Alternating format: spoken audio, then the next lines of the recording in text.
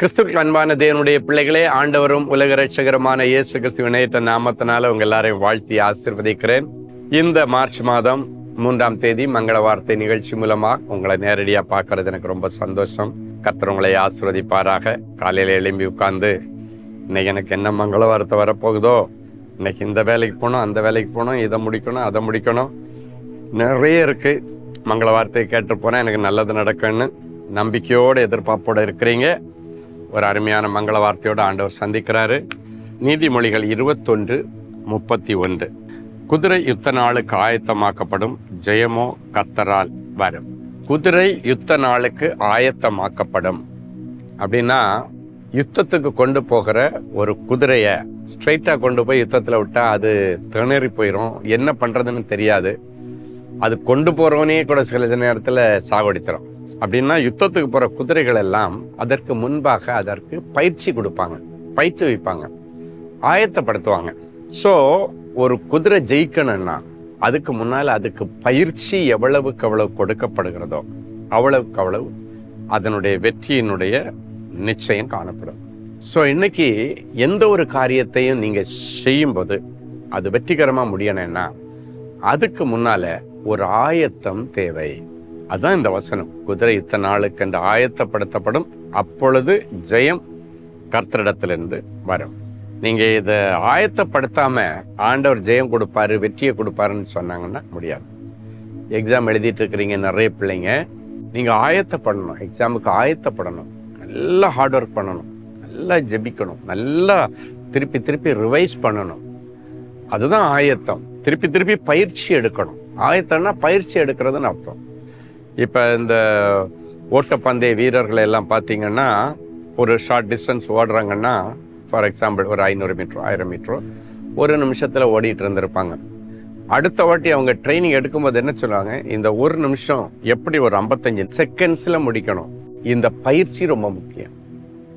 இன்னைக்கு எந்த காரியத்தை நீங்கள் செய்தாலும் பயிற்சி எடுக்காமல், ட்ரைனிங் பண்ணாமல், அதுக்கு ஆயத்தப்படாமல் எந்த காரியத்தை செய்தாலும் அது உங்களுக்கு தப்பாக தான் போய் முடியும், ஃபெயிலியரில் முடியும். ஸோ வெற்றிக்கு முன்னால் ஆயத்தம் ரொம்ப முக்கியம். எக்ஸாம் எழுதுகிற பிள்ளைகளே, ஆயத்தம் இல்லாமல் போய் எக்ஸாமில் உட்காந்துடாதீங்க. அது கவர்மெண்ட் எக்ஸாமாக இருந்தாலும், பப்ளிக்காக இருந்தாலும், கவர்மெண்ட் ஜாபுக்கு நீங்கள் போனாலும், பேங்க் ஜாபுக்கு போனாலும், எதுவாக இருந்தாலும் நல்லா ஹார்ட் ஒர்க் பண்ணி ப்ரிப்பேர் பண்ணுங்கள். அதோட ஜெபமும் சேரணும், ரெண்டும் சேரணும். சரியா? இது ரெண்டும் சேர்ந்தா ஆண்டவர் உங்களுக்கு அழகான வெற்றியை கொடுப்பார். ஸோ இந்த நாட்களுக்கு பிறகு உங்களுக்கு எல்லாருக்கும் நீங்கள் எதிர்பார்த்து கொண்டிருக்க வெற்றியை ஆண்டவர் உங்களுக்கு தருவாராக, ஜெகோவா நிசி தருவாராகன்னு நான் நிறைஞ்ச மனசில் ஆசீர்வதிக்கிறேன். சில பிள்ளைங்க வாழ்க்கையில் ஃபெயிலியர் ஆனவங்க கூட இருக்கிறீங்க. உங்களுக்கும் ஜெயமுள்ள ஒரு நல்ல குடும்ப வாழ்க்கையை நீங்கள் நடத்துவதற்கு ஏதுவாக கர்த்தருடைய சமூகத்தில் உட்கார்ந்து நல்ல ஜெபிச்சு ஆயத்தப்படுங்க. கர்த்தர் பெரிய காரியங்களை செய்வார்.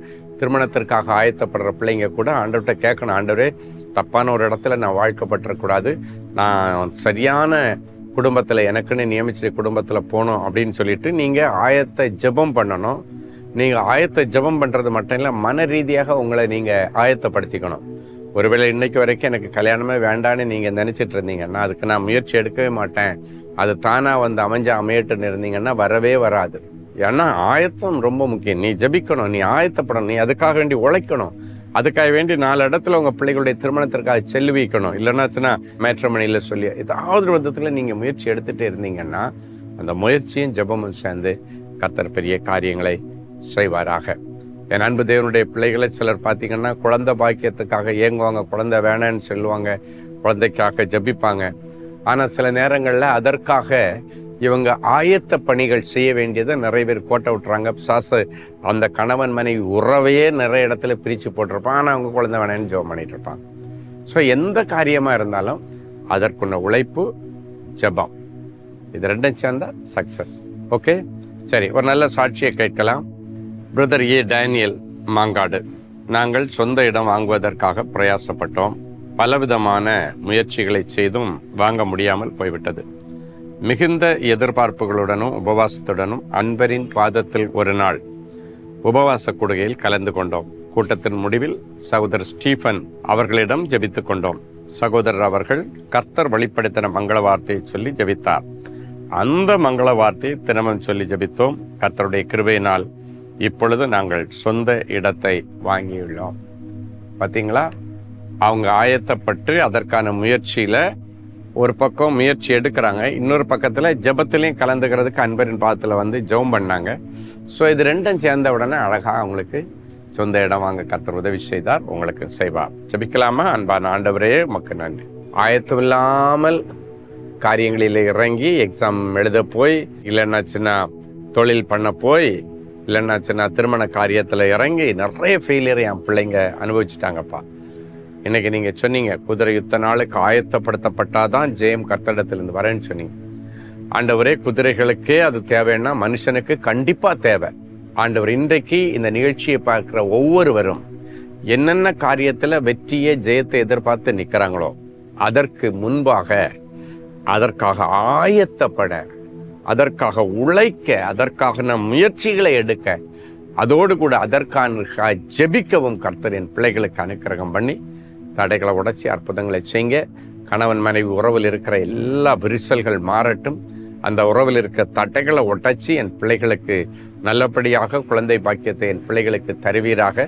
வியாபாரத்தில் இருக்கிற எல்லா நெகட்டிவ் தாட்ஸ் அப்புறப்படுத்தி ஃபெய்த்தை என் பிள்ளைகள் இந்த நிமிஷத்தில் புதுப்பித்து கொள்ளவும், அதை நிமித்தம் நிறைய லாபங்களை சம்பாதிக்க கர்த்தர் அனுக்கிரகம் பண்ணும்.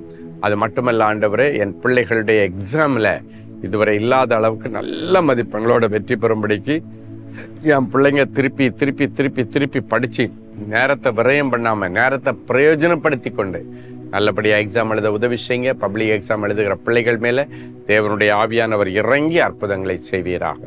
இன்றைக்கும் பிறந்த நாள், திருமண நாளை நினைவு கூறுகிற பிள்ளைகளை ஒரு விசை கண்ணோக்கி பாரும். உன்னை நித்திய மாட்சிமையாகவும் தலைமுறை தலைமுறையாக இருக்கும் மகிழ்ச்சியாகவும் வைப்பேன் என்ற வார்த்தை இந்த நிமிஷத்திலிருந்து அவர்களுக்கு பலிக்கட்டும். இயேசுவின் மூலம் பிதாவே, ஆமென். அன்பு தேவனுடைய பிள்ளைகளே, இந்நிகழ்ச்சியின் மூலம் நீங்கள் பெற்றுக்கொண்ட ஆசீர்வாதங்களையும் உங்கள் ஜெப விண்ணப்பங்களையும் அனுப்ப வேண்டிய முகவரி: தேவனின் அன்பு ஊழியங்கள், Vinayak avenue, OMR road, Okkiyam, Thoraipakkam, Chennai 600097. மேலும் 24 மணி நேர ஜெப உதவிக்கு 044-24547-999 மற்றும் 9941150999 என்ற எண்களுக்கு தொடர்பு கொள்ளுங்கள்.